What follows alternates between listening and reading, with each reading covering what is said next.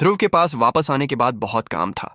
उसे महानाता नरक की सबसे पुरानी और शानदार जगह में जाना था। इस समय वह एक निर्वाणिक पुनरुत्थान ड्रैगन थे और उन्हें अर्ध अमर स्तर का ज्ञान मिल चुका था। महानाता नरक की शक्ति पाते ही उन्हें कई बड़ी सफलताएं मिलीं। जब वह पूरी तरह से अर्ध अमर बन जाएंगे तो उनके अंदर के 8 करोड़ 40 लाख विशालकाय कण जागकर ड्रैको मैमथ में बदल जाएंगे। उस वक्त सार्वभौमिक अर्धअमर भी उनके सामने टिक नहीं पाएंगे।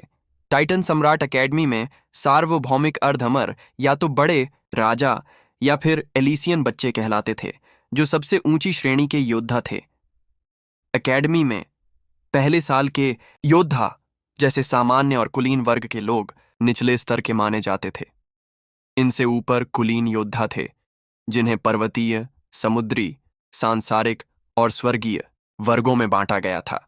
इनमें से पर्वतीय कुलीन योद्धा सबसे निचले दर्जे के थे, लेकिन फिर भी उन्हें कोई कमजोर नहीं मानता था। समुद्री और सांसारिक कुलीन योद्धा बहुत शक्तिशाली थे, जबकि स्वर्गीय योद्धा अपने समाज की महत्वपूर्ण रणनीतियां बनाने में मदद करते थे। इनसे ऊपर शाही योद्धा थे, जिनकी श्रेणियां दिव्य, पार्थिव, सार्वभौमिक और कल्पित थीं। दिव्य और पार्थिव श्रेणी के लिए कम से कम अर्ध अमर होना जरूरी था। सार्वभौमिक श्रेणी के योद्धा दूसरे, तीसरे, चौथे और पांचवें क्रम के अर्ध अमर होते थे। एओनिक शाही योद्धा छठे और सातवें क्रम के अर्ध अमर थे। सभी योद्धाओं में सबसे ऊपर एलिसियन बच्चे थे, जो 8वें क्रम के सार्वभौमिक अर्ध अमर थे। क्योंकि ध्रुव और स्वॉर्ड 17 अभी अर्ध अमर नहीं थे, टाइटन सम्राट एकेडमी में उनकी रैंक बहुत कम थी। वरिष्ठता के मामले में वे कुछ भी नहीं थे। अपनी प्रतिष्ठित वर्दी पहनकर वे चुपचाप एकेडमी में दाखिल हुए। अचानक उन्हें अजेय सोसाइटी की तरफ बढ़ते हुए सिर काटने और फांसी देने वाले हॉल के योद्धा दिखाई दिए। वे बाकी योद्धाओं को रास्ते से हटाते हुए आगे बढ़ रहे थे, जैसे कोई सैनिक।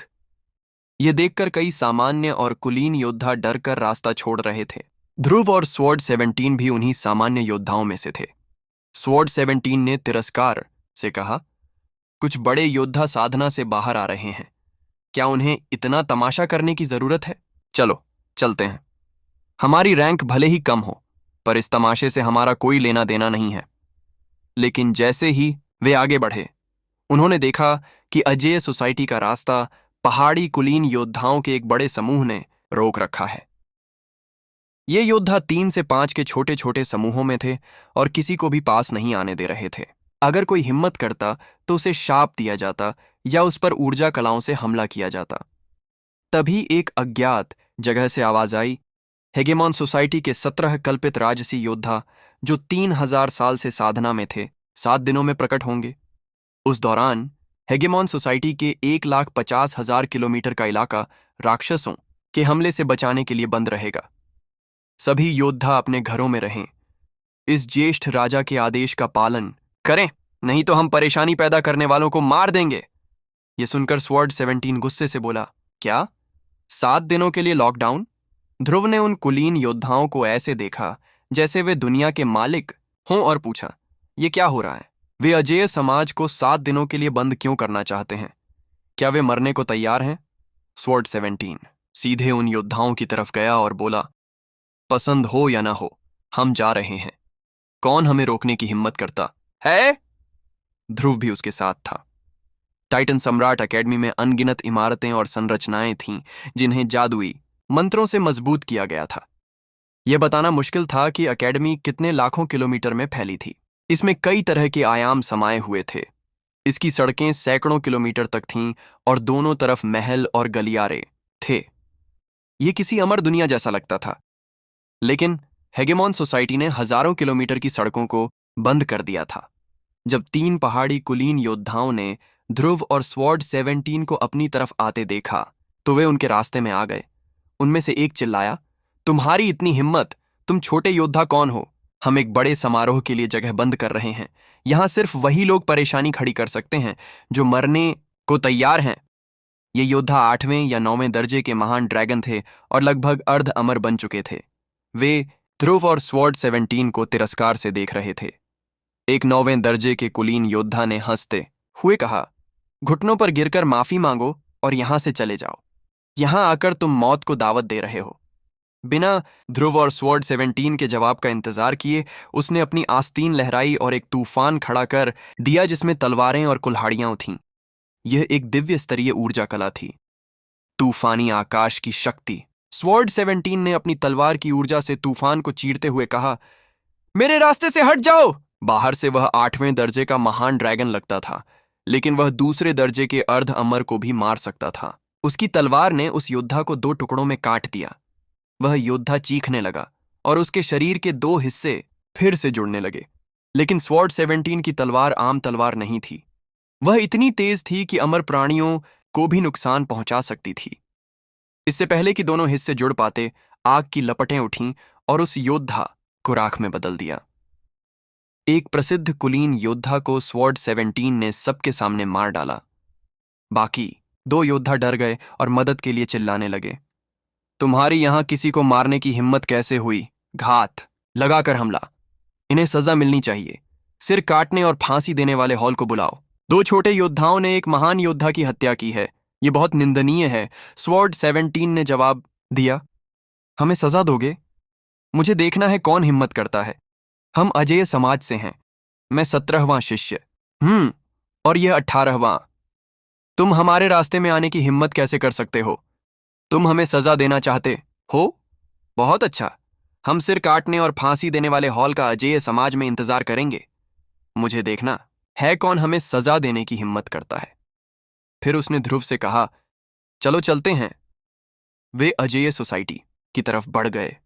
किसी ने भी उन्हें रोकने या उनसे बात करने की हिम्मत नहीं की। वहां मौजूद दर्शक आपस में बात कर रहे थे। मैंने सुना है कि अजेय समाज के सारे शिष्य अनगिनत विश्व सम्राट चार्ट में फंस गए हैं। वह चार्ट शून्य में चला गया है और अगले 10,000 साल तक वापस नहीं आएगा। ये दोनों बाहर कैसे निकले? वह स्वॉर्ड 17 बहुत क्रूर तलवारबाज है और ध्रुव तो पूरा राक्षस है। उसने एकेडमी में आने पर भी कुछ विशेषज्ञों को मार डाला था। ये दोनों वाकई शैतान हैं। इसीलिए उन्होंने एक कुलीन योद्धा को खुलेआम मारने की हिम्मत की। लेकिन शायद यह उनके लिए अच्छा नहीं होगा। हेगेमॉन सोसाइटी एकेडमी के सबसे रहस्यमयी समाजों में से एक है। वे बहुत शक्तिशाली हैं। उनके लाखों योद्धा सदस्य हैं। उनके 17 अयोनिक योद्धा 3000 साल बाद साधना से बाहर आ रहे हैं। उनमें से कुछ 8वें क्रम के हो गए हैं और दिव्य संतान बन जाएंगे। उनका अनादर करना आसान नहीं है। यह मुकाबला देखने लायक होगा। अजेय सोसाइटी ने हद कर दी है, खासकर तब जब वे सिर्फ 2 ही हैं। लोग कहते हैं कि अजेय डुगु अपनी अगली सफलता के लिए ब्रह्मांड की गहराइयों में है और उनका सबसे बड़ा भाई भी असंख्य संसारों के सम्राट चार्ट में है। अजेय सोसाइटी इस समय बहुत कमजोर है, फिर भी इतना दबंग क्यों बन रहे हैं? मैं भी यही सोच रहा हूं। देखते हैं क्या होता है। चीजें वाकई दिलचस्प होने वाली हैं। अजेय सोसाइटी हमेशा की तरह शांत और खाली थी। वहां कोई नौकर चाकर नहीं थे, बस खाली आंगन और कमरे थे, जैसे कोई भूतों का शहर हो। लेकिन रहस्यमय अजेय डुगु और सबसे बड़े भाई द्वारा बनाए गए जादुई रक्षा कवच के कारण कोई भी इसे भेद नहीं सकता था। प्रवेश द्वार के बाहर स्वॉर्ड 17 ने एक कागजी ताबीज निकाला और उसे विशाल पत्थर पर रखा जो मुख्य द्वार था। दरवाजा खुल गया और अजेय समाज का भीतरी हिस्सा दिखाई दिया। वे दोनों अंदर गए और दरवाजा बंद कर लिया। सब कुछ शांत हो गया। वाह! स्वॉर्ड 17 ने राहत की सांस ली। अब वे सुरक्षित थे और कोई उन्हें परेशान नहीं करेगा। वे घर पहुंच गए थे।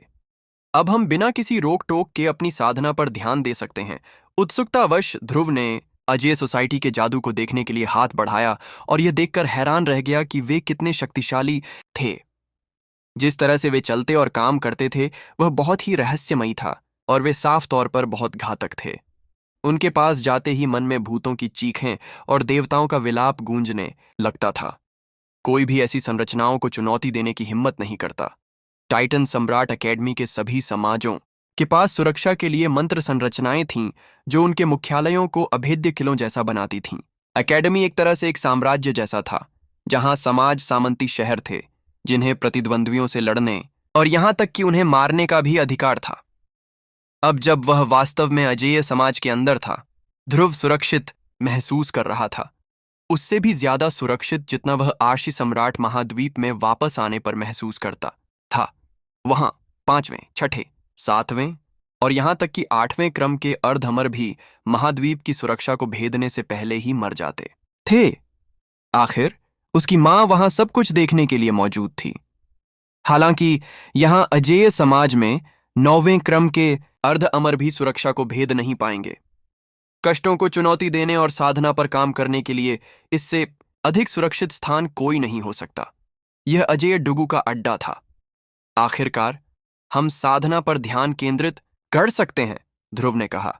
बड़े भाई, आपके स्वर्गीय कष्ट के लिए शुभकामनाएं। मैं एक मंत्र रचना करने जा रहा हूं और देखूंगा कि क्या मैं महानता के नरक तक पहुंच सकता हूं। मुझे ठीक होना चाहिए छोटे भाई। एक बार जब मैं अर्ध अमर स्तर तक पहुंच जाऊंगा तो मैं अपनी बढ़ी हुई शक्ति का उपयोग तुम्हारी मदद के लिए कर सकूंगा। बस अपने काम पर ध्यान दो, ध्रुव ने जवाब दिया।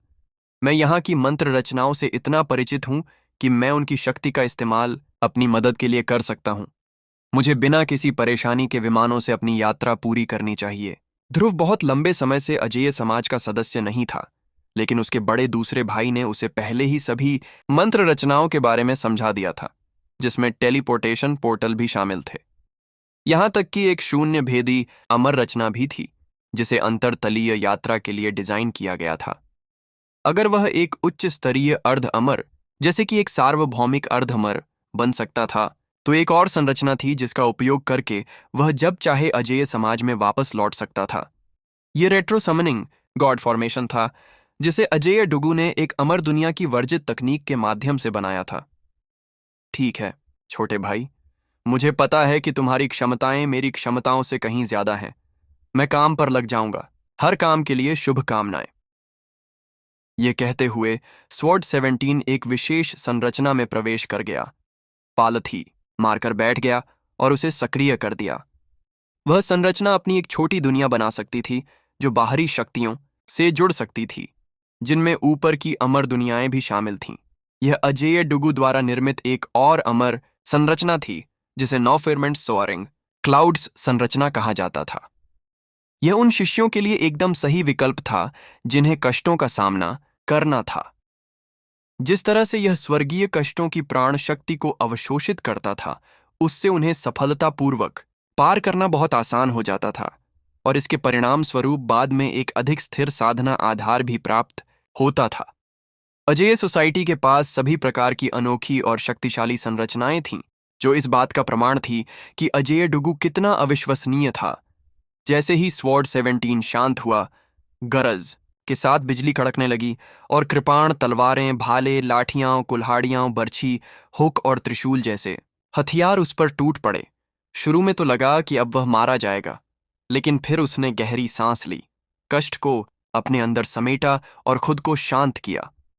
यह महाकाव्य गाथा चरण का क्लेश था, जो अभी भी अर्ध अमर स्तर से बहुत दूर था। ध्रुव को यह पुष्टि करने में केवल एक क्षण लगा कि स्वॉर्ड 17 को क्लेश से गुजरने में कोई परेशानी नहीं होगी। फिर वह अजेय सोसाइटी की गहराई में आगे बढ़ गया, जब तक कि उसे वह मंत्र संरचना नहीं मिल गई जिसकी उसे तलाश थी। स्वर्ग के समान भव्य संरचना। यह उभरी हुई पर्वत चोटियों से घिरी हुई थी, जो इतनी ऊंची लग रही थीं कि मानो स्वर्ग के समान स्तर पर हों। यह एक और मंत्र संरचना थी जिसे अजेय डुगु ने अपने शिष्यों को अपनी साधना को आगे बढ़ाने के लिए अन्य स्तरों तक पहुंचने की अनुमति देने के उद्देश्य से बनाया था।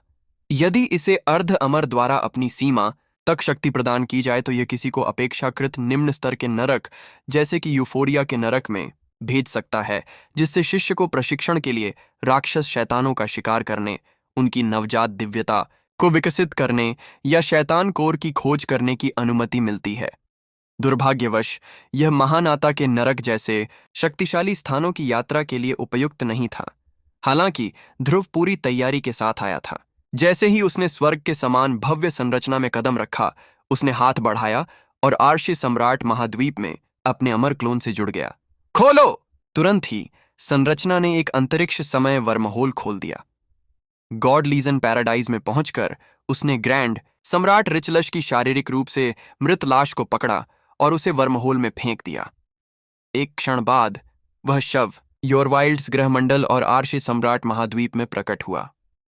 आर्शी सम्राट महाद्वीप की गहराइयों से आदिम अराजकता ऊर्जा का एक विशाल हाथ प्रकट हुआ, जिसने महासम्राट रिचलश को जकड़ लिया। रुको, महान सम्राट रिचलश चीखा। ध्रुव, तुम मेरे साथ ऐसा व्यवहार नहीं कर सकते। मैं तुम्हारा गुलाम बन जाऊंगा। तुम जो चाहोगी मैं करूंगा। मुझे इस तरह बलि मत चढ़ाओ। मुझे महाद्वीप से जोड़ दो और मैं तुम्हें बताऊंगा कि अमर संरचना कैसे काम करती है। तुम सीधे ऊपर अमर दुनिया में जा सकते हो। नहीं शुक्रिया, ध्रुव और उसके क्लोन ने एक साथ जवाब दिया। तुम्हें आत्मसात करना और तुम्हारी यादें संजोना ज्यादा फायदेमंद होगा।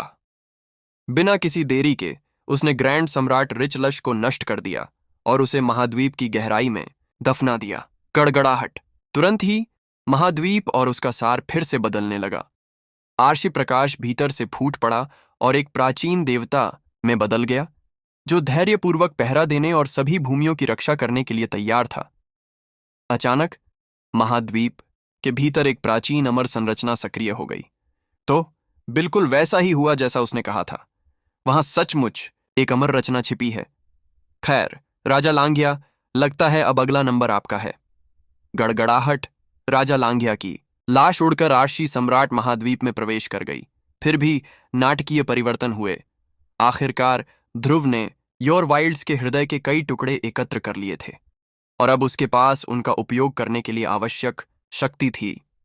ध्रुव को अमर संरचना के कार्य को पहचानने में केवल एक नजर की आवश्यकता थी। अब यह पूरी तरह से सक्रिय हो गया था। तो यह एक नरक भेदी पुनर्जन्म संरचना है। और जैसा कि पता चला, जब योर वाइल्ड्स महाद्वीप यूफोरिया के नरक से लड़ रहा था, तो शीर्ष विशेषज्ञों ने युद्ध छेड़ने के लिए नरक की यात्रा करने के उद्देश्य से एक मंत्र संरचना बनाई थी। ध्रुव का असली स्वरूप अजेय समाज में था और उसका प्रतिरूप आर्ष सम्राट महाद्वीप में था। लेकिन स्वर्ग के समान भव्य स्वरूप और नरक भेदी पुनर्जन्म स्वरूप के साथ उसके पास असीम शून्य को भेदने और एक विश्व संधि बनाने की शक्ति थी। यह काम कर रहा है। मैं इस नए विश्व जंक्शन का उपयोग अपने गॉड वर्म की शक्ति के साथ महानाता के नर्क तक पहुंचने के लिए कर सकूंगा। जहां तक बाद में वापस लौटने की बात है, तो मुझे लगता है कि जब मैं उस पुल पर पहुंचूंगा तो मुझे उसे पार करना ही होगा। ये देखते हुए कि तब तक मैं अर्ध अमर हो चुका होऊंगा, ये ज्यादा मुश्किल नहीं होना चाहिए। वह उठ खड़ा हुआ और गायब हो गया, और जब वह फिर से प्रकट हुआ तो वह उस विश्व जंक्शन मेन था जो अभी अभी बना था। यह विश्व जंक्शन एक ऐसा मार्ग था जिसे ध्रुव केवल अपार शक्ति से ही बना सकता था, जो उसने असंख्य विश्व सम्राट चार्ट में रहते हुए सीखा था। उसमें प्रवेश करते ही वह शक्ति के विशाल स्तर से कांपने लगा। फिर उसने गॉड वर्म का उपयोग करके दोनों मंत्र रचनाओं की शक्ति का उपयोग किया और अस्तित्व के कई स्तरों को भेद दिया। जैसे ही विशाल बल ने उसे आगे की ओर धकेलना शुरू किया, उसे महानाता के नर्क का आभास हो गया। तमाचा। इससे पहले कि वह समझ पाता कि क्या हो रहा है, वह एक सुनहरे अवरोध से टकरा गया। यह बताना असंभव था कि वह कितना मोटा था, और जब उसने उस पर प्रहार किया तो घंटी जैसी गड़गड़ाहट हुई। चारों ओर देखते हुए उसे एहसास हुआ कि वह महानाता के नर्क के धूसर क्षेत्र में था। यह बहुत विशाल था, मानो कभी खत्म ही न हो। एक नजर में ही साफ था कि यह जगह टाइटन सम्राट ग्रहमंडल, मेगा प्लेक्सस ग्रहमंडल, कोइलिंग आर्क ग्रहमंडल और ऐसे ही कई ग्रहमंडलों को मिलाकर भी उससे बड़ी थी। महानाता के नर्क की तुलना में ये चीजें समुद्र में पानी की बूंदों के समान थीं। टाइटन सम्राट के 100 मिलियन ग्रह प्रणालियां भी उनकी बराबरी नहीं कर सकती, और वास्तव में टाइटन सम्राट का स्वर्ग भी उनकी तुलना में एक गांव से अधिक कुछ नहीं है। अधिकांश अमर लोगों को यह पता नहीं था कि महानाता का नरक वास्तव में कितना बड़ा था, और अब जब ध्रुव इसके धूसर क्षेत्र में था तो उसे एहसास हुआ कि वह इसे पार नहीं कर सकता। यह असंख्य विश्व सम्राट चार्ट के धूसर क्षेत्र से भी ज्यादा मजबूत था, लेकिन उसके पास एक आदिम गॉडवर्म था। बिना किसी हिचकिचाहट के उसने गॉडवर्म को धूसर क्षेत्र को खाने के लिए भेज दिया। विशाल दांत। साथ ही उसने गॉडवर्म को शक्ति देने के लिए अपने विशाल दांतों का उपयोग किया और अपनी आदिम अराजकता ऊर्जा वाले बड़े सांप और हेल क्रशिंग गॉड मैमथ की सारी शक्ति को भी बुलाया। बज्जड। धूसर क्षेत्र में एक छोटा सा छेद दिखाई दिया जो सुई की नोक से थोड़ा ही बड़ा था। गड़गड़ाहट। जैसे ही ध्रुव महानाता के नरक के धूसर क्षेत्र में दाखिल हुआ, उसने प्रतिक्रिया दी और पीछे का छोटा सा छेद तुरंत बंद कर दिया। इस समय ध्रुव उस धूसर क्षेत्र के अंदर फंस गया था। उसके पास वापस बाहर कूदने की कोशिश करने का भी समय नहीं था। ऐसा नहीं हो सकता, उसने सोचा। वह पहले से ही महसूस कर सकता था कि अंतरिक्ष की दैवीय शक्ति उसे दबा रही है, जिससे उसका दम घुट रहा था। ठीक है, मैं अभी तक मरा नहीं हूं। मैं यह मानने से इनकार करता हूं कि मैं इस धूसर क्षेत्र को पार नहीं कर सकता। वह यह एक खतरनाक पल था। उसे नहीं पता था कि धूसर क्षेत्र कितना मोटा था, और हमेशा यह संभावना थी कि वह आधे रास्ते में जाकर अपनी शक्ति खो सकता था। अगर ऐसा होता तो वह एक सूखी लाश बन जाता जो धूसर क्षेत्र में फंस जाती। फिर भी वह जानता था कि उसे क्या करना है। ध्रुव, जो अब महानाता के नर्क के धूसर क्षेत्र में एक चुभती हुई सुई जैसा था, ने अपनी देवसेना के स्वर्ग को जितना हो सके उतना छोटा कर दिया था। वह दो आदिम गॉडवर्मों की शक्ति का उपयोग करके अपने सामने की जगह को निगल रहा था। अंतरिक्ष की यह शक्ति अविश्वसनीय थी।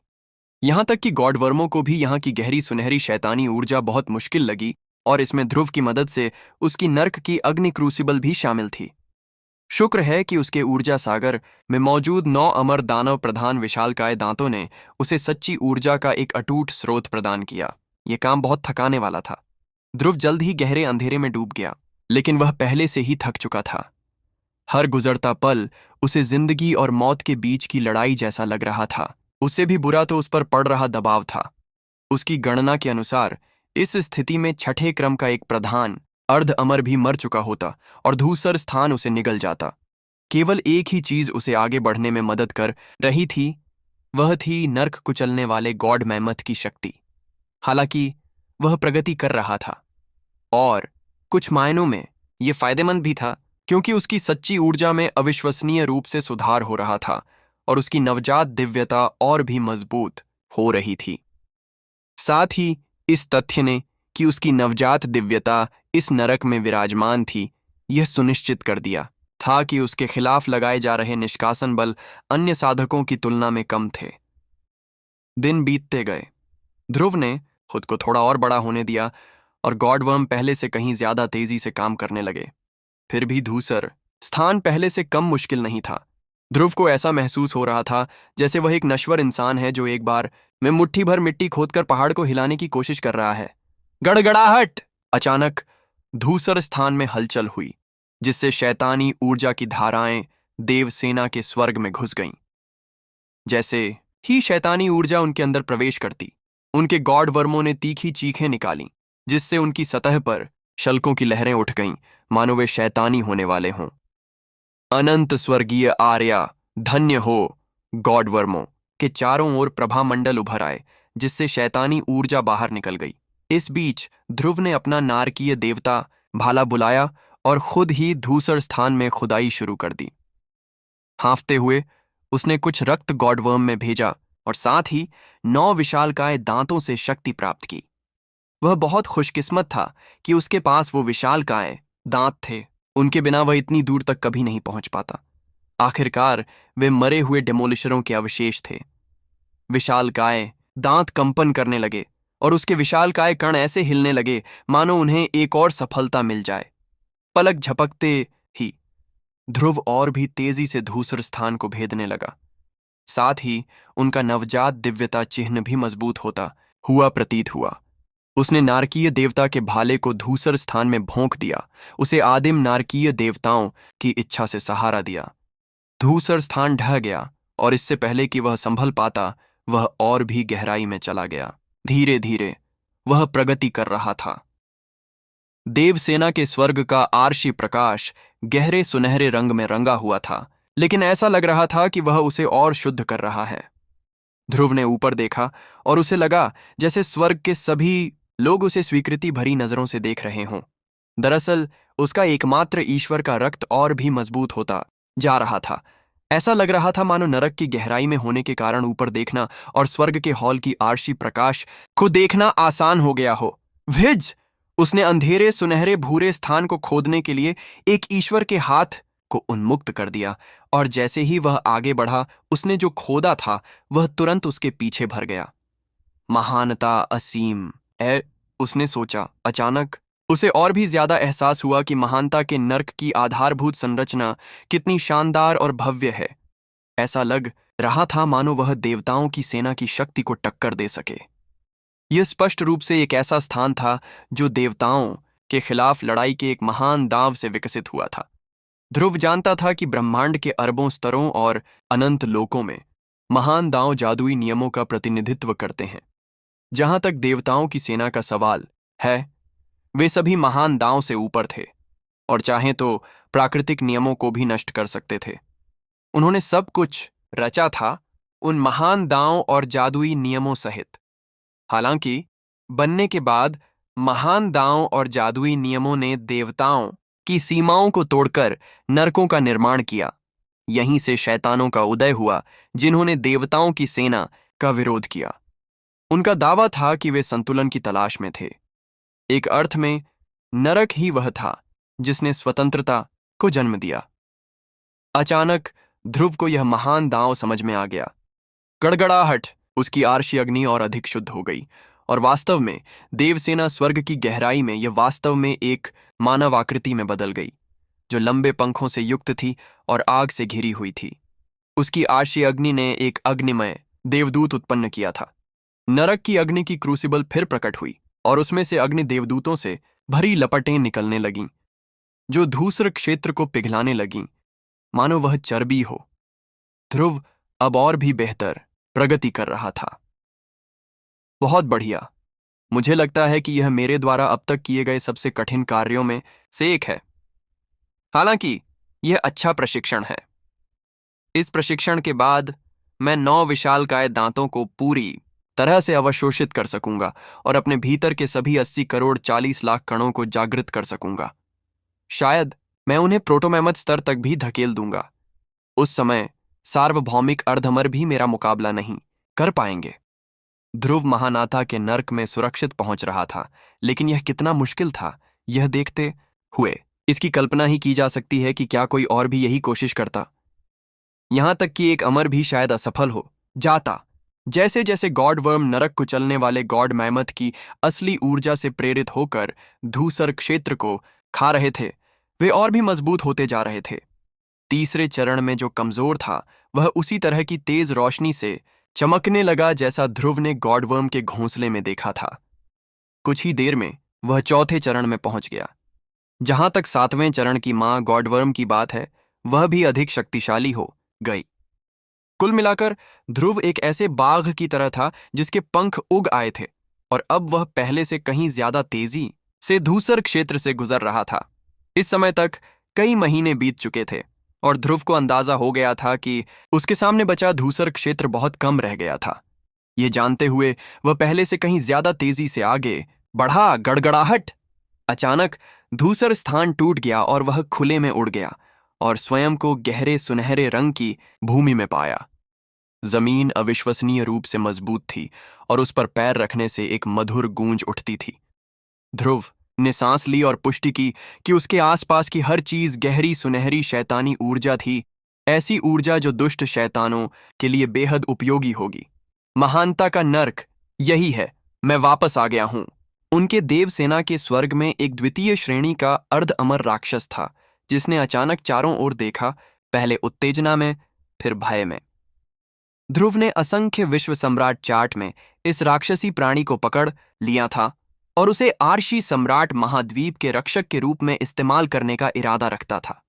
चूंकि वह नरक की गहराइयों में जा रहा था, इसलिए उस प्राणी को ऊंचे स्तर पर पहुंचाने का यह एक बेहतरीन मौका था। महीनों की खोजबीन के बाद मैं महानाता के नर्क के धूसर क्षेत्र से निकल पाया। मुझे शक है कि स्वर्ग के अमर भी ऐसा कुछ कर सकते हैं। अब मुझे एक अच्छी जगह ढूंढनी होगी जहां मैं एक मंत्र रचना स्थापित कर सकूं और अपनी सफलताओं पर काम कर सकूं। अब समय आ गया है कि मैं असंख्य लोक सम्राट चार्ट से प्राप्त ज्ञान का लाभ उठाऊं। बधाई हो महामहिम, बधाई हो, उस राक्षस ने पूरी ईमानदारी से प्रणाम करते हुए कहा। अब जब आप महानाता के नर्क में हैं, तो आप अनगिनत ऊंचाइयों को छुएंगे। आपका यह विनम्र सेवक यह देखने के लिए बेसब्री से इंतजार कर रहा है कि आप कितनी अद्भुत प्रगति करते हैं। ध्रुव ने उसकी बात अनसुनी कर दी। स्थानीय शैतानी ऊर्जा की एक सांस लेते हुए उसने अपने नवजात दिव्यता चिह्न तक पहुंचकर हवा में छलांग लगाई और उड़ने लगा। जैसे ही उसने अपनी दिव्य इच्छा शक्ति का संचार किया, उसे हर दिशा में अरबों मील तक फैले विभिन्न राक्षस दिखाई देने लगे। वह अब पिछली बार की तुलना में कहीं अधिक शक्तिशाली हो गया था तथा उसे नरकों के बारे में भी अधिक गहरी समझ थी। मैं उस कगार पर हूं जहां कोई अर्धअमर राक्षस भी नहीं है। सबसे ऊंचे 9वें चरण के महाड्रैगन हैं। खैर, कोई बात नहीं, मैं अपनी मंत्र रचना स्थापित करूंगा और यहीं अपनी कठिनाइयों का सामना करूंगा। उम्मीद है कि मैं अर्धअमर स्तर तक पहुंच जाऊंगा, लेकिन अगर मैं नहीं भी पहुंचता तो भी मैं निश्चित रूप से तेजी से आगे बढ़ूंगा। इस जगह के जादुई नियम उसके लिए पूरी तरह से अनुकूल थे, इसलिए वह जानता था कि उसे सफलताएं हासिल करना कोई मुश्किल काम नहीं होगा। हालांकि इसमें अविश्वसनीय शक्ति का प्रवाह शामिल होगा, इसलिए उसे शक्तिशाली शैतानों का ध्यान आकर्षित करने से बचने के लिए सावधान रहना होगा। आखिरकार यह जगह एक अमर दुनिया जैसी थी, जो हर तरह की खतरनाक चीजों से भरी हुई थी। यहाँ पर नरकवासी लोग थे जो विध्वंसक थे, और यहाँ तक कि ऐसे नेता भी थे जो गॉड मिथ थे। अगर कोई विध्वंसक प्रकट हो जाए तो वे ध्रुव को उतनी ही आसानी से मिटा सकते हैं जितनी आसानी से वे अपने कंधे से धूल उड़ा सकते हैं। और गॉड मिथ क्या कर सकता है, इसका तो जिक्र ही नहीं किया जा सकता। उठो 9 स्वर्गों के देव आत्माओं। उसने कुछ प्राण ऊर्जा छोड़ी और वह 500 किलोमीटर का पिंजरा बनकर फैल गई, जो गहरे सुनहरे रंग की मिट्टी में सुरक्षित रूप से ढंस गया। महानाता का नर्क अयस्क की समृद्ध शिराओं से भरा था और उसने अपनी सफलता में उनका उपयोग करने की योजना बनाई। अधिकांश साधकों के लिए महानत नरक का आभा मंडल सबसे घातक जहर होगा, यहां तक कि अर्ध अमर भी वहां लंबे समय तक नहीं रह पाएंगे। हैंगिंग माउंटेन की प्रशिक्षण प्रतियोगिता के दौरान सभी महान ड्रैगन को अमरलोक से कुछ हद तक सुरक्षा मिली थी। इसके बिना वे जल्दी ही शैतानी बन जाते, लेकिन लगभग तरल शैतानी ऊर्जा ध्रुव को काफी पसंद आई और अंतरिक्ष के जादुई नियम और उसके चारों ओर फैली हुई भूमि ने उसे आश्चर्यचकित कर दिया। ऊपर एक गहरा सुनहरा सूरज आसमान में रेंग रहा था, जो नीचे नरक में जलती हुई गर्मी फैला रहा था। यह जगह इतनी विशाल थी कि दिमाग को झकझोर देने वाला विशाल असंख्य विश्व सम्राट चार्ट भी इसकी तुलना में कुछ नहीं था। आखिरकार महानता का नर्क सबसे पुराने ब्रह्मांड के जादुई कानूनों और महान दांव से पैदा हुआ था। राजा अमर संहारक, राजा स्वर्ग भक्षक, राजा शोक वियोगी, देवताओं की सेना से लड़ने की कोशिश में इन सभी ने मिलकर असंख्य लोगों के सम्राट चार्ट को बनाया था। फिर भी अंत में वे सभी नष्ट हो गए। इसके विपरीत महानत के नर्क का नेता भी देवताओं की सेना के विरोध में था और फिर भी पूरी तरह से जीवित था। बस इसी से दोनों स्थानों के बीच का अंतर साफ था। देवताओं की सेना और विभिन्न नरक हमेशा एक दूसरे के खिलाफ रहे हैं। अनगिनत परीक्षणों और कष्टों के बाद आखिरकार मैं महानत के नर्क में हूं। उसने गहरी सांस ली, जिससे हजारों किलोमीटर दूर से स्वर्णिम प्राण ऊर्जा उसकी ओर बहने लगी। उसने अपने पैर पटके, जिससे दरारें खुल गईं और अयस्क की नसें दिखाई देने लगीं। फिर हाथ के इशारे से उसने अपने पैरों के नीचे ढेर सारे ड्रैगन, दिव्य और ईश्वर श्रेणी के आत्मिक पत्थरों का ढेर लगा दिया। उसने कुछ अमर पत्थर भी निकाल लिए। महानता के नर्क में छिपा खजाना लगभग सभी अमर लोकों से भी ज्यादा था। अमर विमानों को वर्गीकृत करने के लिए 33 रैंक थे और उस रैंकिंग प्रणाली में टाइटन सम्राट स्वर्ग को सबसे निचले स्थान पर गिना जाता था, जबकि महानता का नर्क शीर्ष 5 में कहीं होता था। अंतर को मापना लगभग असंभव था। ध्रुव ने और अधिक भूमिगत संसाधनों की खोज के लिए एक मंत्र रचना की। महानता के नर्क की भूमि अरबों किलोमीटर नीचे तक फैली हुई थी और वह सब एक ही गहरे सुनहरे रंग की थी, और भूमि में कई परतें थीं जिनमें स्थानिक दरारें और नर्क में जन्मे शैतानों के घोंसले भी शामिल थे। लेकिन जब ध्रुव की इच्छा शक्ति नीचे उतरी तो अर्ध अमर राक्षस शैतान भी मारे गए और उनकी सार ऊर्जा भव्य मंत्र संरचना में समा गई। उसने उन्हें दूर दराज के इलाकों से बुलाने के लिए हेल पोर्टल का भी इस्तेमाल किया। अब जब वह खुद हेल में था तो हेल पोर्टल और भी ज्यादा शक्तिशाली हो गया था। इसके अलावा उसे गॉड वर्म की स्थानिक शक्तियों ने और भी मजबूत कर दिया था। नतीजतन वह पहले से 100 गुना ज्यादा कुशलता से काम कर सकता था। जुड़वाम नर्क द्वार, ध्रुव चिल्लाया, और अचानक एक दूसरा बिल्कुल वैसा ही नर्क द्वार प्रकट हुआ। दूसरे नर्क द्वार को बुला पाना नर्क कुचलने वाले गॉड मैमथ की शक्ति का एक उन्नत रूपांतरण था। दरअसल जैसे जैसे ध्रुव ज्ञानोदय के उच्च स्तर पर पहुंचता, वह और भी अधिक उदाहरण प्रकट कर पाता, जिससे वह और भी अधिक दुष्ट शैतानों को बुला पाता। महानाता के नरक में रहने के कारण ध्रुव पहले से ही तीव्र और नाटकीय परिवर्तनों से गुजर रहा था। मंत्र निर्माण के कारण उस क्षेत्र में व्याप्त हानिकारक ऊर्जा आगे पीछे बहने लगी और अंतरिक्ष समय विकृत हो गया, जिससे उसके चारों ओर एक जटिल भूल भुलैया बन गई, जिससे यह सुनिश्चित हो गया कि कोई भी उसके करीब नहीं पहुंच पाएगा, कम से कम तब तक नहीं जब तक कि उनके पास स्वयं का कोई आदिम गॉड वर्म न हो। ध्रुव उन्हीं तरीकों का उपयोग कर रहा था जिनका उपयोग असंख्य विश्व सम्राट चार्ट बनाने के लिए किया गया था। ठीक है, अब कष्टों के शुरू होने का समय आ गया है। पहले शायद मेरे पास अर्धअमर स्तर तक पहुंचने के लिए पर्याप्त शक्ति नहीं होती, लेकिन मेरे पास जो 9 विशालकाय दांत हैं, उनके साथ मेरे पास पर्याप्त से भी ज्यादा शक्ति होनी चाहिए। जब ध्रुव एक स्तर ऊपर उठता था, तो उसे उसी स्तर के एक सामान्य साधक की तुलना में लाखों गुना ज्यादा प्राण शक्ति की आवश्यकता होती थी। एक सामान्य व्यक्ति के लिए महान ड्रैगन स्तर के दूसरे चरण से तीसरे चरण तक पहुंचने के लिए संभवतः लगभग 100 दिव्य श्रेणी के आत्मिक पत्थरों की आवश्यकता होती थी, लेकिन ध्रुव के लिए इसके लिए लगभग 10 अरब पत्थरों की आवश्यकता होती थी। यह एक ऐसी संख्या थी जिसे जानकर अधिकांश साधक दंग रह जाते थे। विशाल दांत 9 विशालकाय दांत मंत्र संरचना में बाहर निकल आए और उनकी सारभूत ऊर्जा बाहर निकलने के साथ ही आग की लपटों में बदल गए। गड़गड़ाहट। लगभग तुरंत ही ऊपर क्लेश की बिजली चमक उठी। धरती, जल, अग्नि और वायु के साथ साथ अंतरिक्ष और काल के जादुई नियमों से भी बिजली चमक रही थी। इन सब ने मिलकर एक विशाल क्लेश बादल का निर्माण किया, जो अमर प्राणियों, राक्षसों, भूतों और राक्षसों की छवियों से भरा हुआ था। ध्रुव की नारकीय दृष्टि सदमे से देख रही थी। उसे पूरी तरह से पता था कि यह किस प्रकार का क्लेश था। मानव भूत देवता महान क्लेश। मानव भूत देव महाक्लेश कुछ ऐसा था जो केवल सबसे अधिक स्वर्ग विरोधी व्यक्तियों के लिए प्रकट होता था। ऐसे लोग जो अस्तित्व के कई विमानों पर विजय प्राप्त कर सकते थे और उन्हें एकजुट कर सकते थे। विज! ध्रुव हवा में ऊपर तैरता हुआ विज! ध्रुव हवा में ऊपर तैरता हुआ शक्ति को अवशोषित करता रहा और अपनी मुट्ठी को क्लेश के बादल पर पटक दिया। बादल छूट गया और राक्षस, दानव, भूत और राक्षस तितर बितर हो गए।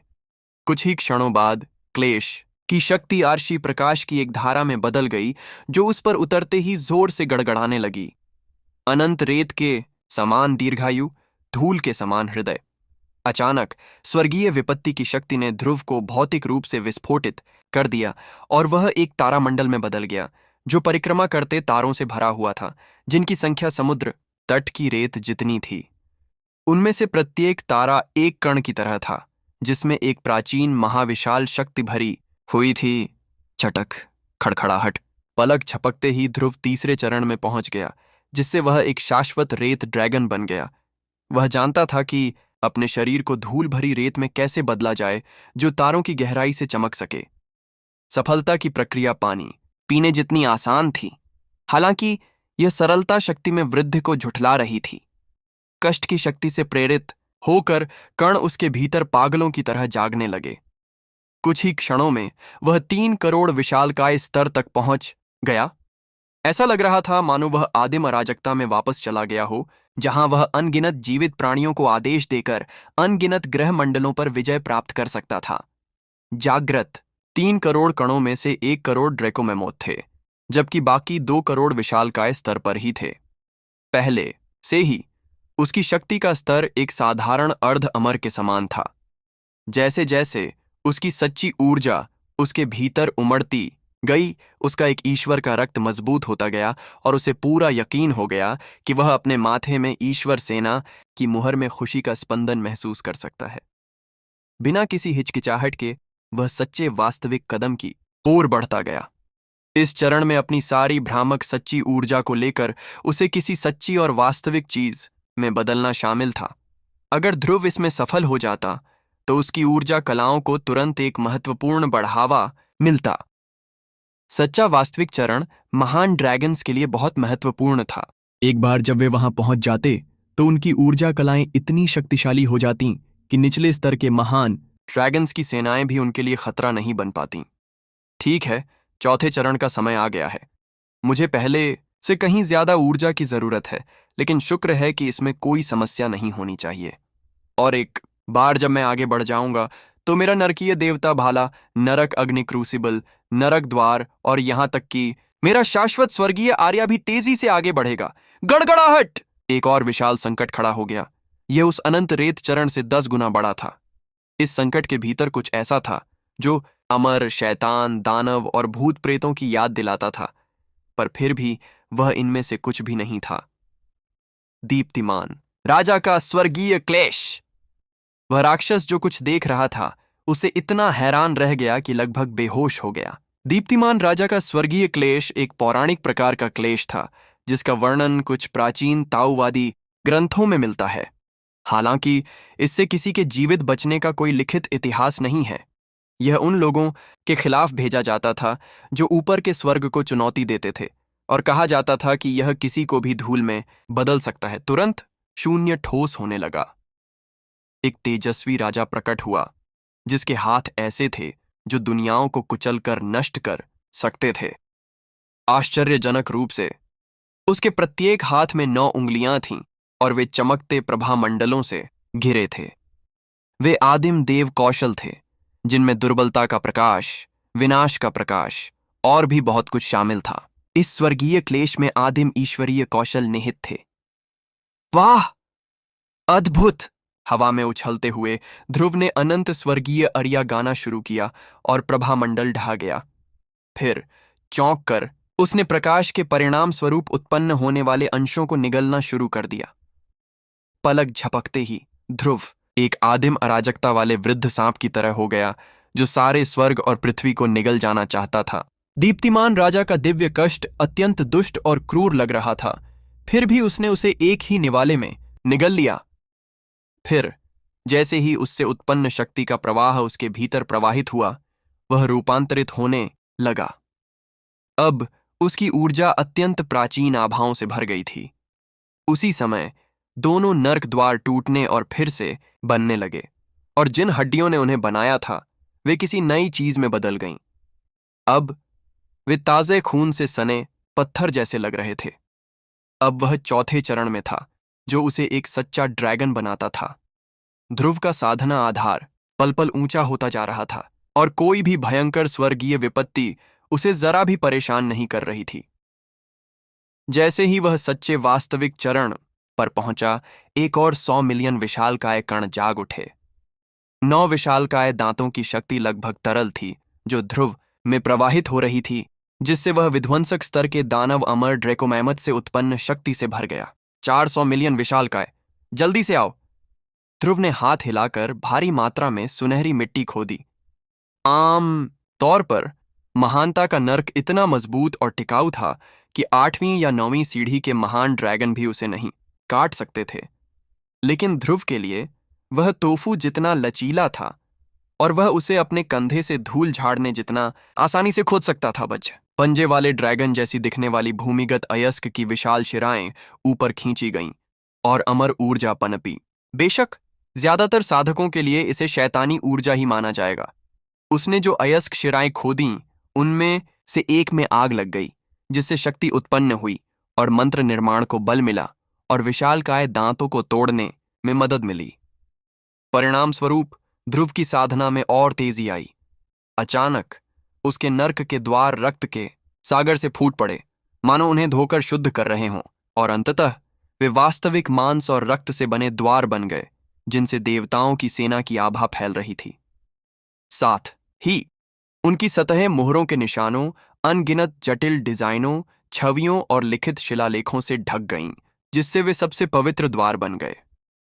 पोर्टलों से बड़ी संख्या में अर्ध अमर राक्षस शैतान बाहर उड़ गए, साथ ही विशालकाय शैतान, जानवर, सांप और यहां तक कि नरकवासी भी बाहर आ गए। दुर्भाग्यवश वर्तमान में वह केवल छोटे अर्ध अमर को बुलाने तक ही सीमित था। फिर भी यह एक भयावह विचार था। आखिरकार 1 लाख छोटे अर्ध अमर दुष्ट शैतानों की सेना किस स्तर की शक्ति का नेतृत्व कर सकती है? यह टाइटन सम्राट एकेडमी में भी गहरा सदमा पहुंचाता। जहां शाही योद्धा के रूप में नामित होने के लिए अर्ध अमर स्तर की आवश्यकता होती थी। बेशक जैसे जैसे ध्रुव महान ड्रैगन स्तर के चरणों के माध्यम से ऊपर उठता गया, वह तेजी से शक्तिशाली राक्षस शैतानों को बुलाने में सक्षम हो गया, जिसमें दूसरे, तीसरे और चौथे क्रम के शैतान भी शामिल थे। अंततः वह 5वें क्रम के शैतान राजाओं को भी बुलाने में सक्षम हो गया। उस समय ध्रुव एक ऐसी सेना को बुलाने में सक्षम हो जाएगा जिससे टाइटन सम्राट एकेडमी के बुजुर्ग भी भयभीत हो जाएंगे। शाश्वत स्वर्गीय आर्या से आने वाले सुधारों का तो जिक्र ही नहीं था। अगर वह किसी तानाशाह अर्ध अमर राक्षस शैतान को प्रकाश के प्रभामंडल से आशीर्वाद दे तो वे और भी ज्यादा भयानक रूप से शक्तिशाली हो जाएंगे। और फिर वहां एक ईश्वर का हाथ था। प्रकाश राजा चरण समय के जादुई नियमों के ज्ञानोदय के बारे में है। हालांकि मुझे पहले ही आत्मज्ञान प्राप्त हो चुका है, फिर भी मुझे व्यावहारिक समझ की आवश्यकता है। महान ड्रैगन्स में 5वां चरण एक ऐसा निर्णायक मोड़ है जिसे पार करना आसान नहीं है। पालथी मारकर बैठकर वह गहन ध्यान की अवस्था में चला गया। ध्रुव की शक्ति में तीव्र और नाटकीय वृद्धि का प्रभाव आर्य सम्राट महाद्वीप में उसके अमर क्लोन पर भी पड़ा। इस समय क्लोन की शक्ति का स्तर वास्तव में उसके वास्तविक स्वरूप से भी अधिक था। बहुत बढ़िया, क्लोन ने सोचा, मेरा असली स्वरूप महानाथा के नर्क में है और पहले ही सच्चे वास्तविक चरण तक पहुंच चुका है, और वह मुझ पर जो ऊर्जा प्रक्षेपित कर रहा है वह अविश्वसनीय है। जैसे ही क्लोन ड्रैगन शैडो शहर में बैठा, उसके सिर के ऊपर एक वर्महोल प्रकट हुआ जो उसमें पूर्व स्वर्गीय सच्ची ऊर्जा डाल रहा था और हर गुजरते पल के साथ उसे बेहतर बनाने की अनुमति दे रहा था।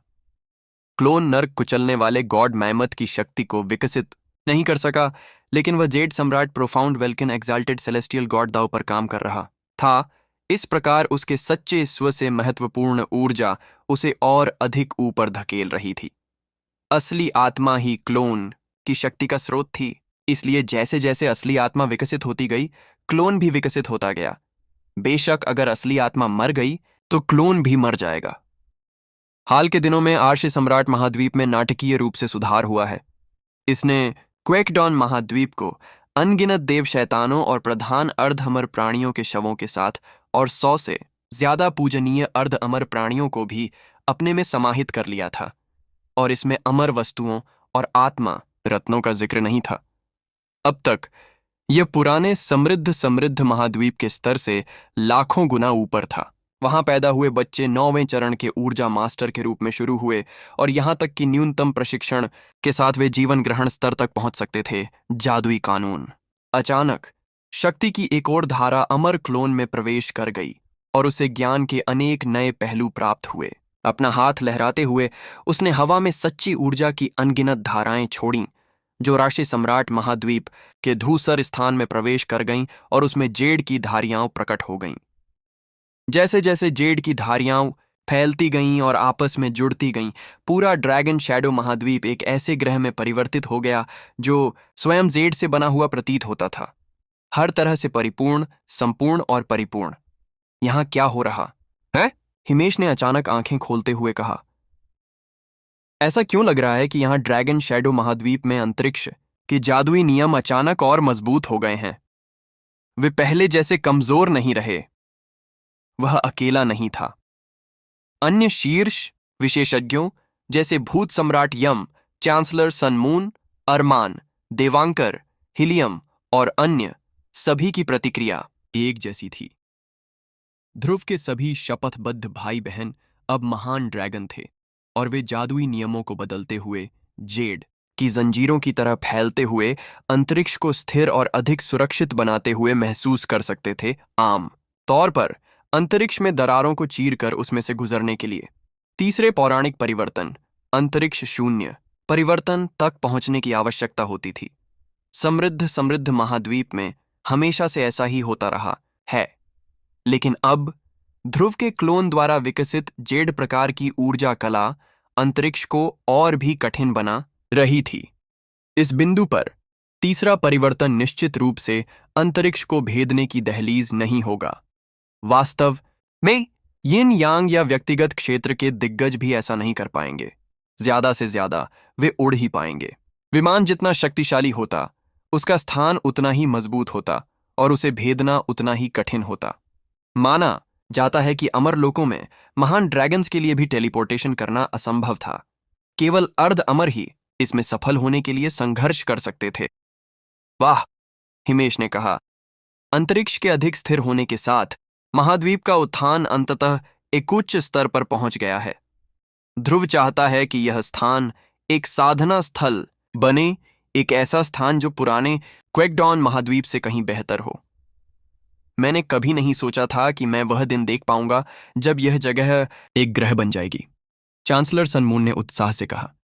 क्या आप यकीन कर सकते हैं कि उस तुच्छ और असहनीय अहंकारी युवराज ने मुझे अपने पक्ष में करने की कोशिश की? वह ध्रुव से कैसे तुलना कर सकता था? चांसलर, डेमी इमोर्टल सचमुच अंधे थे कि उन्होंने युवराज को अपना पूरा समर्थन दे दिया। यह बहुत बुरा है कि चांसलर डेमी इमोर्टल बच गए। हालांकि उसके बाद से जो कुछ भी हुआ है उसे देखते हुए मुझे यकीन है कि वह जीवन भर परछाई में छिपने के अलावा कुछ नहीं करेंगे। मुझे यकीन नहीं हो रहा कि हमारा भाई इतना ताकतवर है। ध्रुव के कई भाई बहन यही सोच रहे थे। वे सभी बहुत प्रभावित हुए और जानते थे कि जैसे जैसे वे ऊंचे स्तरों पर पहुंचेंगे उन्हें भरपूर इनाम मिलेंगे। हैंगिंग माउंटेन की गहराई में एक अनाम स्थानिक केंद्र में पवित्र माता ने अपनी आंखें खोलीं। क्या? मुझे विश्वास नहीं हो रहा कि ध्रुव का प्रतिरूप जेड सम्राट, गहन स्वर्ग, परम दिव्य देवताओं की साधना में इतने ऊंचे स्तर तक पहुंच गया। उसे स्वर्ग पूर्व जेड स्रोत का ज्ञान प्राप्त हो चुका है। आमतौर पर ऐसा होने में हजारों वर्ष लगने चाहिए। ऋषि सम्राट महाद्वीप एक चमकदार जेड गोले की तरह था। हालांकि इसका सारा प्रकाश बाहर की बजाय अंदर की ओर प्रक्षेपित हो रहा था, जो यह दर्शाता था कि यह अपनी स्वयं की महत्वपूर्ण ऊर्जा को प्रसारित करने के स्तर तक पहुंच गया था और इसे खोया नहीं था। कुछ मायनों में एक महाद्वीप का एक ग्रह के रूप में उत्थान मानव द्वारा खेती की प्रक्रिया के समान था। इस बीच शून्य की गहराई में घृणा से चमकती हुई दो आंखें थीं। धिक्कार है। उन आंखों वाले के चेहरे से किसी नेता जैसी आभा निकल रही थी, मानो वह किसी ऊंचे पद पर आसीन रहने का आदी हो। हालांकि अब वह किसी ऐसे पद पर नहीं था। वह ध्रुव का पुराना दुश्मन था, युवराज से भी कहीं ज्यादा खतरनाक। वह चांसलर डेमी इमोर्टल था, जो लंबे समय से टाइटन सम्राट एकेडमी में बदला लेने की उम्मीद में छिपा हुआ था। अप्रत्याशित रूप से अब वह डेमी इमोर्टल बन गया था। हालांकि आर्शी सम्राट महाद्वीप को नई ऊंचाइयों तक पहुंचते देखकर ही उसके दिल में ईर्ष्या, घृणा और क्रोध उमड़ पड़ा। पवित्र माता और ध्रुव दोनों ने हाल ही में प्रभावशाली प्रदर्शन किए हैं।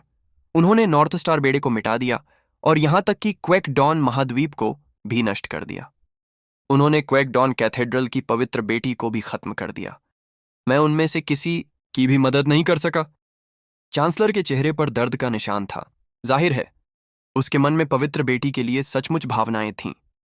आखिरकार उसने उसके बेटे युवराज की रक्षा के लिए सब कुछ दांव पर लगा दिया था, लेकिन अंत में उसने उसे मरते हुए देखने के अलावा कुछ भी हासिल नहीं किया। और अब पवित्र बेटी खुद मर चुकी थी और इस नए महाद्वीप के सार का हिस्सा थी। इसका परिणाम ऐसा दर्द था जिसे चांसलर शायद ही बर्दाश्त कर सके। वह उन लोगों को मारे जाते हुए देखने के लिए पूरी तरह से शक्तिहीन था जिनसे वह प्यार करता था। तो ध्रुव, तुम असंख्य विश्व सम्राट चार्ट से बच निकले। खैर, मैं अभी भी तुम्हें चैन से नहीं रहने दूंगा। तुम और स्वॉर्ड 17 ने अजेय सोसाइटी में वापस आने पर एक बड़ा शो किया, यहां तक कि हेगेमॉन सोसाइटी के एक कुलीन योद्धा को भी मार डाला।